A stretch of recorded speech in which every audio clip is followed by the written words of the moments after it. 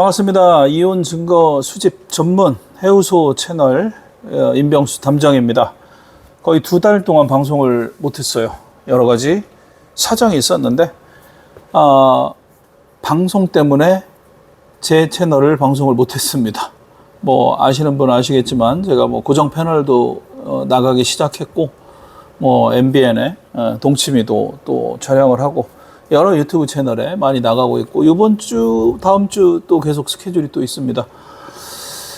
자, 먼저 2달 동안 어쨌든 지금 말씀드린 대로 뭐 여러 사건 분석도 하는 채널, 탐정 관련 프로그램, 뭐 프로파일링 하는 채널, 제가 뭐 국내 1호를 표방하는 탐정으로서 사회에 기여할 수 있는 방식 중에 하나가 방송을 통해서 정확한 정보를 전달하는 것이라고 생각해서 그 자리들을 마다하지 않았습니다. 그런데 2달이 지나면서 한 가지 깨달은 게 있어요.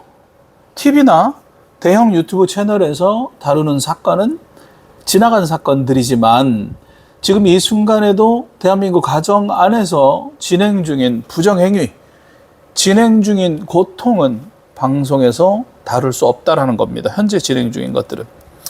TV에서 다뤄지는 큰 사건보다 지금 이 순간 배우자의 부정행위를 의심하며 잠 못 이루시는 우리 한 분 한 분의 고통이 제가 진짜 도움을 드릴 수 있는 영역이라는 걸 다시 확인하는 시간들이었어요. 그래서 다시 해우소 채널에 앉았습니다. 매주 여러분과 만나기 위해서 한 분 한 분의 실질적인 문제를 함께 풀기 위해서 말입니다. 2달 동안 다양한 방송에 나가면서 배운 게 3가지가 있어요. 그리고 이 배움이 여러분들에게 더 나은 도움으로 돌아갈 것 같습니다. 첫 번째, 언론과 검찰, 경찰 등의 최신 수사 트렌드. TV 프로그램에서 다루는 사건들은 대부분 최신 수사 기법이 적용된 케이스들입니다. 뭐 디지털 포렌식이나 통신 분석, 동선 추적, 이 최신 기법들이 사실 이혼 증거 수집에도 그대로 적용됩니다, 여러분. 2달 동안 배운 이 최신 지식이 이제 여러분의 이혼 증거 수집에 활용될 차례입니다. 두 번째는요, 법의 최전선에서의 변화입니다. 부정행위 관련 법, 정보통신망법, 통신비밀보호법, 위치정보보호 등에 관한 법, 최신 판례를 다양한 방송을 준비하면서 다시 한번 정리하는 시간들이 됐어요. 어떤 증거가 여전히 유효하고 어떤 증거는 최근에 인정 범위가 좁아졌거나 달라졌는지, 어떤 새로운 방법이 인정받기 시작했는지 등등을 정확히 파악했습니다. 임병수 탐정이. 3번째, 중요한 것인데요. 한 사람의 이야기에 다시 집중하는 그 행동의 가치. TV방송은 시청자가 수십만, 수백만 명이지만 그 안에서 개인의 이야기는 사라지게 됩니다. 반면 우리 이 해우소 채널은 여러분 한 분 한 분에게 실질적 도움이 되는 정보를 드리는 채널입니다. 제가 2달간 방송을 하면서 이 자리가, 즉 이 해우소 채널의 자리가 얼마나 소중한지 다시 깨달았어요. 새로 오신 분들을 위해 다시 인사드리겠습니다. 국내 1호 탐정으로 많이 알려진 임병수 탐정입니다. KCI 한국탐정연맹 중앙회 상임대표를 맡고 있고요. 후배 제자 탐정들에게 우리 KCI 탐정사 자격증을 직접 교육 발급하고 있기도 합니다. 즉 한국에서 진짜 합법적인 탐정이 어떻게 일해야 하는지의 기준을 만드는 노력을 하고 있어요. 개인적으로는 해율제 탐정사무소 이름으로 운영하고 있고, 상담 전화는 여러분 검색하시면 다 나옵니다. 제 핸드폰 번호 있으니까. 그리고 또 해우소 네이버 카페를 또 검색을 하시면 또 다시 한번 자세히 저와 또 만나실 수가 있을 것 같습니다. 자, 먼저 오늘 영상의 가장 중요한 챕터입니다. 한국의 탐정사무소가 수백 개, 수천 개가 될 수도 있을 것 같습니다. 그 중에서 왜 저 임병수 탐정에게 상담 의뢰를 맡기셔야 하는지, 7가지 근본 이유를 솔직하게 풀어드리겠습니다. 첫 번째 이유입니다. 국내 1호 탐정이라고 불려지는 그 시간이 만든 권위입니다. 1호 탐정이라는 호칭은 단순한 타이틀이 될 수도 있겠지만 동시에 한국의 탐정이라는 직업이 이 제도권 안에서 자리 잡기 훨씬 이전부터 현장에 있었던 시간을 개런티 한다라는 뜻이 됩니다. 2020년 채널A 아이 콘택트에서 국내 최초로 실제 탐정으로 방송 출연한 것이 대중적 인식의 시작이었고요. 그 전부터도 저는 부정행위, 미제 사건 프로파일링 현장에 있었습니다. 즉 한국 탐정업 제도 이전과 이후를 모두 경험한 사람입니다. 자, 이 시간이 왜 중요한가 말씀드려 볼게요. 제가 다뤄본 케이스의 폭과 깊이가 다르기 때문입니다. 부정행위 케이스만 수백 건, 아니 수천 건일 수 있을 것 같아요. 그 안에서 성공, 실패, 재발, 회복까지 모든 시나리오를 다 겪어봤습니다. 이 경험이 여기에 오시는 의뢰인 분의 상황을 정확히 진단할 수 있는 근거가 될 수 있습니다. 두 번째 이유입니다. 왜 임병수 탐정을 고집해야 하는지. 저는 자격증을 직접 발급하는 사람이에요. KCI 탐정사 탐정 자격증을 직접 교육 발급하는 사람, 이게 다른 탐정사무소와 저의 가장 큰 차이점이 될 수 있습니다. 저는 KCI 한국탐정연맹 중앙회장으로서 후배 제자 탐정들에게 KCI 탐정사 자격증을 직접 교육하고 발급합니다. 이것이 의미하는 것이 있어요. 세 가지. 첫 번째, 합법적이고 정의로운 탐정의 기준을 만드는 사람이라는 겁니다. 후배들에게 이건 합법이고 이건 위법이다, 이건 절대 하면 안 된다라는 그러한 내용을 가르치는 포지션, 그 기준 위에서 제 사무소가 운영이 됩니다. 두 번째, 위법행위를 하지 않습니다.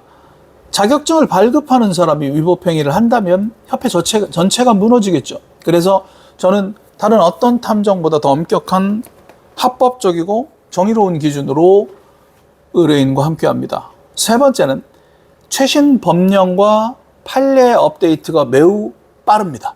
자격증 교육을 위해서 저는 매년 법령 판례를 정리해야 합니다. 그 지식이 실제 현장 조사에 그대로 적용된다는 말씀을 드리고 싶어요. 자, 세 번째, 왜 임병수 탐정을 찾아야 하는지입니다. 언론이 검증한 사람.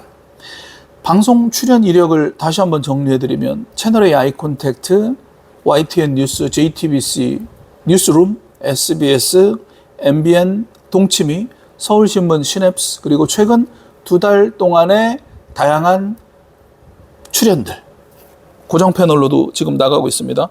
왜 이런 출연 이력이 중요한지를 제가 또 설명을 드릴게요. 물론 방송에 나왔다고 전부 다 실력이 있다라고 100%볼 수는 없습니다. 그러나 여러분들이 강력하게 참고할 만한 요소는 됩니다. 첫 번째, 언론사가 임병수 탐정을 검증했다는 뜻이 돼요. 방송국은 아무나 출연시키지 않습니다. 자격과 이력, 신뢰도 모두를 검증한 후에 섭외합니다. 그 검증을 여러 매체가 반복적으로 필터링했다라는 것입니다. 두 번째는 공개적으로 활동하는 사람은 위법의 소지가 극히 줄어듭니다. 흥신소들이 위법행위를 할 수 있는 이유는요, 그들이 대중에게 노출되지 않았기 때문인 이유도 상당히 큽니다. 저는 얼굴과 이름이, 심지어는 가족들까지 매체를 통해 공개가 된 사람이에요. 위법행위가 드러나는 순간 강력한 데미지를 입을 수가 있습니다. 이게 여러분께는 가장 큰 보호막이 될 수 있다는 사실입니다. 자, 네 번째, 임병수 탐정을 선택해야 하는 이유입니다. 수백 건의 다양한 케이스를 경험했습니다. 부정행위 케이스만 직접 진행한 게 수백 건, 아니 수천 건이 될 수도 있어요. 제가 세보진 않았습니다. 지금 거의 한 달에 20건 이상이 현장에서 돌아갑니다. 자, 부정행위의 어떤 패턴을 7가지를 말씀을 드렸습니다. 혹시 안 보신 분들은 이전 영상을 찾아보십시오. 해우소의 채널에 다양한 영상들이 있습니다. 찾으실 수 있어요. 첫 번째, 결핍형 부정행위. 가장 흔한 유형의 부정행위입니다. 두 번째, 권태형, 결혼 10년 차 이후에 생기는 권태형 부정행위. 세 번째, 나르시시즘형 부정행위. 네 번째, 회피형, 즉 도피성 부정행위. 다섯 번째, 중독형, 즉 반복적 부정행위. 여섯 번째, 위장형. 결혼 자체가 위장인 오직 거짓으로 점철된 위장형 부정행위. 일곱 번째는 복수형 부정행위. 이 일곱 가지 유형이 실제로 존재하고 그래서 이 패턴들을 제가 이전 영상에 설명을 드렸어요. 이 일곱 가지 유형마다 조사 접근법이 완전히 다릅니다, 여러분. 그런데 이걸 아는 탐정이 대한민국에 얼마나 되겠습니까? 이러한 구체적인 유형별 맞춤 조사가 안 되면요, 조사 성공률이 급격히 떨어질 수가 있습니다. 저는 상담 첫 30분에 의뢰인의 상황을 듣고 배우자가 어느 유형에 가까운지 1차 진단을 합니다. 그리고 조사 방향을 결정합니다. 다섯 번째 이유는요, 변호사 네트워크, 결과까지 책임. 협업 변호사 네트워크, 증거 수집에서 위자료까지 하나의 시스템으로 움직일 수 있다는 거예요.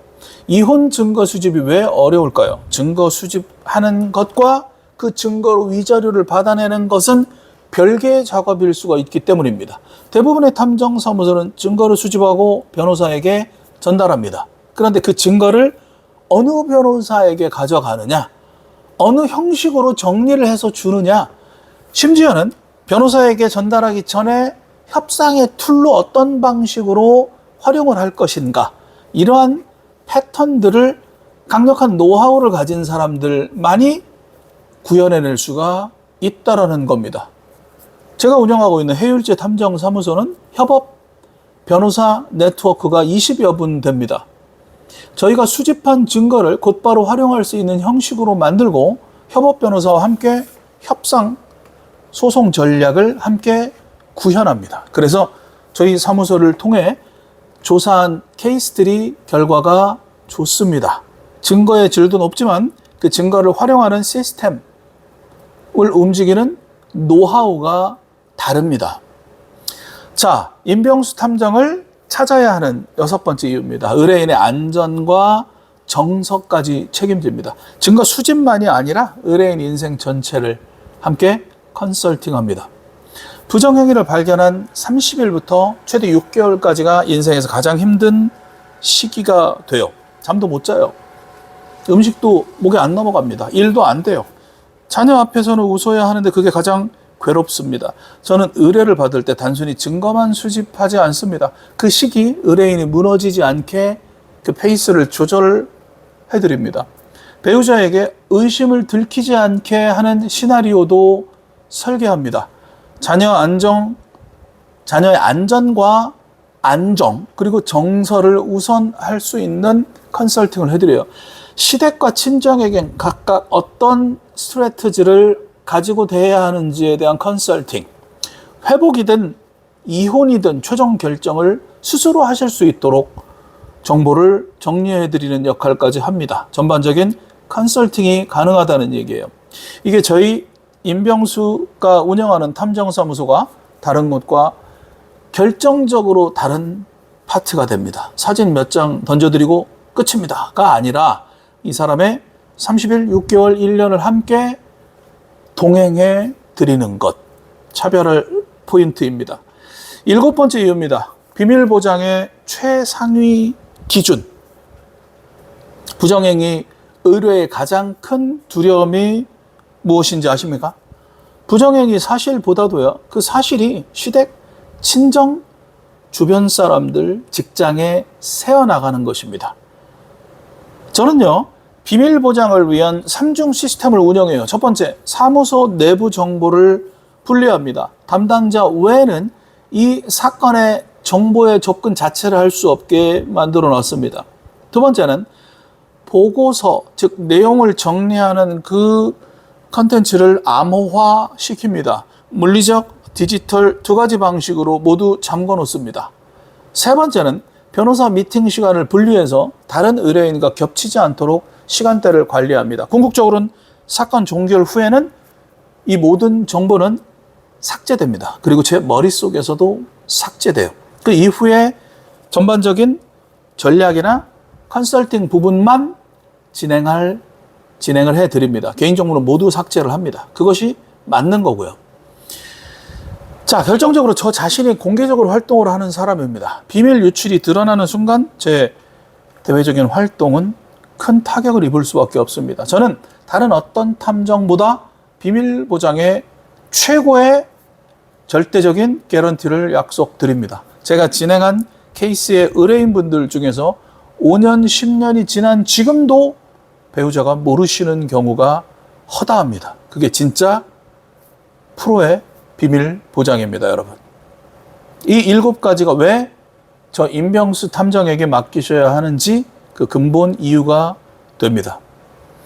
자, 영상 좀 길게 또 가겠습니다. 이혼 증거 수집이 필요한 순간 또 이어서 설명드리겠습니다. 5가지. 언제 저 같은 사람에게 상담을 받으셔야 하는지 5가지 결정 신호를 설명드릴게요. 첫 번째, 이혼이 의심이 6개월 이상 지속될 때. 부부는 서로의 변화를 가장 먼저 알아챕니다. 같이 잠자는 사이였으니까요.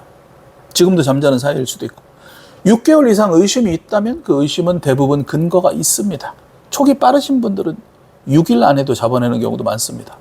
통계상 저의 탐정사무소에 6개월 이상 의심한 후에 오신 분들의 90% 이상은 실제 부정행위를 확인할 수 있었습니다. 내가 미친 걸일 수도 하고 오시는 분들도 90% 이상은 여러분들이 미친 게 아니었어요. 6개월이 지났다면 이제 확인 단계로 넘어가셔야 합니다. 더 미루시면 결정적 증거가 사라지거나 시효가 진행되거나 상대가 눈치를 챕니다. 자, 2번째입니다. 2번째 신호는 본인이 직접 뭔가를 시도해봤다 실패했거나 들켰던 경우. 미행을 직접 하려다가 들켰다. 카톡을 캡처했는데 배우자가 눈치를 챘다. 이상한 흥신소에 의뢰를 했는데 후회 중이다. 이러한 단계를 거치고 있다면 이제 합법적으로 정리할 필요가 있습니다. 지금부터 잘못하면 상황이 더 악화될 수가 있기 때문입니다. 그럴 땐 진짜 탐정과 상담을 하시기 바랍니다. 3번째 신호입니다. 상대방이 갑자기 핸드폰을 절대 안 보여주기 시작할 때. 예전에는 편하게 놓아두었던 핸드폰이 갑자기 손에서 안 떨어지고 화면을 항상 뒤집어 놓고 무음으로 해놓고 잘 때도 옆에 두는 경우. 많이 이 내용은 들어보셨을 겁니다. 강력한 신호가 됩니다. 4번째는요. 일정과 동선이 갑자기 바뀌는 겁니다. 출장, 회식, 야근의 빈도와 패턴이 급격히 많아지고 변화됩니다. 예전에는 없던 야근 회식이 갑자기 늘어나거나 출장 일정이 급증하거나 갑자기 주말에 나가는 일이 많아집니다. 이 3가지가 동시에 나타난다는 거 확실합니다. 갑자기 늘어난 야근 출장, 그 시간대 통화 메시지가 안 되는 상황, 다음날 옷차림이나 태도의 변화, 이 3가지. 이 3가지가 중첩된다면 의심 단계를 넘어 확신 단계에 이르렀다라고 보시는 게 맞습니다. 5번째 신호, 결정 시점. 이혼 위자료 청구를 진지하게 고민하는 시점. 자, 이 단계라면 반드시 결정 증거가 필요합니다. 결정적인 증거가. 내가 원래 이 사람이 외도가 있는지 없는지와 상관없이 이혼을 고민하고 있기 때문에 증거를 찾으려고 역으로 판단하시는 분들도 없지 않아요. 정황 증거만으로는 위자료가 평균에 머무르지만 결정적인 증거가 나온다면 내용이 좀 달라진다. 이혼을 확정하지 않은 상태에서도 결정적 증거가 반드시 필요하다. 왜냐하면 향후 결정의 자유를 위해서 회복으로 갈지 이혼으로 갈지를 선택할 수 있으려면 진실을 먼저 알아야 합니다. 자, 제가 지금 5가지 신호를 말씀드렸어요. 이 5가지 신호 중에 2개 이상이 느껴진다라면 상담을 받으시길 바랍니다. 의뢰가 아니라 상담 먼저 받으시길 바랍니다. 의뢰 비용에 비해서 상담 비용은 10분의 1 정도밖에 되지 않습니다. 자, 배우자가 어느 유형에 가까운지, 결정적 증거 확보 가능성이 얼마인지, 예상 소요 기간 비용은 어떤지, 진단을 받고 결정은 그 이후에 하시면 됩니다. 의뢰 결정은 안 하셔도 상관없습니다. 다만 그 상담 시간이 여러분들의 다음 6개월, 아니 더 길게는 평생을 좌우할 수가 있습니다. 자, 이제 이어서 법원에서 인정받는 진짜 증거를 설명드리겠습니다. 7가지. 자, 탐정을 고용해서 증거를 열심히 잡았는데 쓸 수 없는 증거일 때, 위법하게 수집된 증거일 때, 찍긴 찍었지만 특정이 안 돼 있을 때, 이건 누가 봐도 조작이 되었다, 오염이 되었다, 여러 가지 경우 때문에 증거를 쓸 수 없다라면 여러분들은 돈만 날리고 법정에서 쓸 수 없는 증거를 받은 꼴이 됩니다. 그래서 여러분들이 탐정에게 의뢰하기 이전부터 어떤 증거를 요구해야 되는지, 법정에서 실제로 인정받는, 증거 능력을 인정받는 진짜 증거가 7가지가 무엇인지를 설명드리겠습니다. 지금부터. 첫 번째, 증거 1입니다. 사적 공간에 동반 출입하는 겁니다. 사적 공간에 동반 출입. 호텔, 모텔, 펜션, 상간녀 또는 상간남의 주거지, 오피스텔, 원룸도 가능합니다. 함께 들어가고 일정 시간 후에 함께 나오는 연속된 자료, 그 시퀀스가 반드시 필요합니다. 핵심 3가지는 합법적으로 촬영하는 위치여야 합니다. 2번째는 메타데이터가 보존되어 있어야 합니다. 3번째는 같은 인물이 반복되는 패턴을 보여야 합니다. 이렇게 3가지를 설명할 수 있는 전문 탐정에게 의뢰하시길 바랍니다. 얼치기 탐정이 아니라. 자, 이 증거 하나가 있으면 상간자의 친구 사이 방어가 완전히 무너지게 됩니다. 부정행위 입증의 결정적 자료가 된다는 거예요. 다만 호텔 객실 내부, 주거지 내부에 대한 무단 촬영까지 한다면 그건 증거를 잘 잡아낸 탐정이 아니고 법을 1도 모르는 탐정이 돼요. 호텔 객실 내부, 주거지 내부를 무단으로 촬영한 건 위법 수집 증거가 됩니다. 그렇기 때문에 이 출입 시퀀스까지가 합법 경계가 된다는 말씀을 드리는 거예요. 잘 기억하십시오. 2번째 증거입니다. 공공장소에서의 신체 접촉, 손잡고 걷기, 포옹, 입맞춤, 어깨에 기댄 자세, 공공장소에서의 신체 접촉은 부정행위 추단의 강력한 증거가 됩니다. 판사 입장에서. 단독으로는 약해도 사적 공간 동반 출입과 결합되면 그냥 게임 끝나는 증거가 된다. 아시겠죠? 3번째입니다. 객관적인 데이터입니다. 신용카드, 하이패스 통신 사용 내역입니다. 본인이 합법적으로 확보 가능한 가장 안전한 증거가 돼요. 부부 공동 명의의 카드, 가족 명의의 차량 하이패스, 본인 명의의 통신 청구서, 회사 야근이라 했는데 같은 시각 강남 모텔 주변 카드 결제가 있다라는 거에 대한 객관적인 입증, 거짓말을 입증하면서 동시에 부정행위 정황을 입증할 수 있는 강력한 객관적 합법 증거입니다. 단, 배우자 단독 명의 카드 무단 조회는 위법이니 반드시 변호사를 통해 사실조회 신청이라는 프로세스를 통해서 풀어가시길 바랍니다. 4번째 증거입니다. 본인이 참여된 대화의 녹음. 통신비밀보호법에서는요, 제3자 대화 녹음을 금지하고 있습니다. 그러나 본인의 목소리가 들어간, 본인 참여가 들어간 대화 녹음은 처벌하지 않습니다. 배우자와 직접 대면한 대화, 배우자와 직접 대면을 통한 통화에 대한 녹음, 이러한 것들은 자연스러운 자백을 유도하기에 강력한 도구가 되니 적극 활용하시길 바랍니다. 자주 하시는 실수가 있어요. 본인이 자리에 없는 상태에서 거실, 배우자의 자동차에 녹음기를 숨겨놓고 출근하는 경우, 이건 통신비밀보호법 위반으로 딱 떨어집니다. 본인이 그 자리에 있지 않다면 말입니다. 5번째 증거는요, 디지털 흔적인데요. 이는 제한적이고 신중하게 접근할 필요가 있습니다. 자, 우리가 익히 알고 있는 카톡, SNS, 페북이나 인스타 이런 거, 이메일, 가장 강력해 보이지만 동시에 가장 위험한 영역이기도 합니다. 합법적인 영역을 설명드리겠습니다. 본인 명의의 기기에 우연히 표시된 메시지를 캡처하는 것, 합법입니다.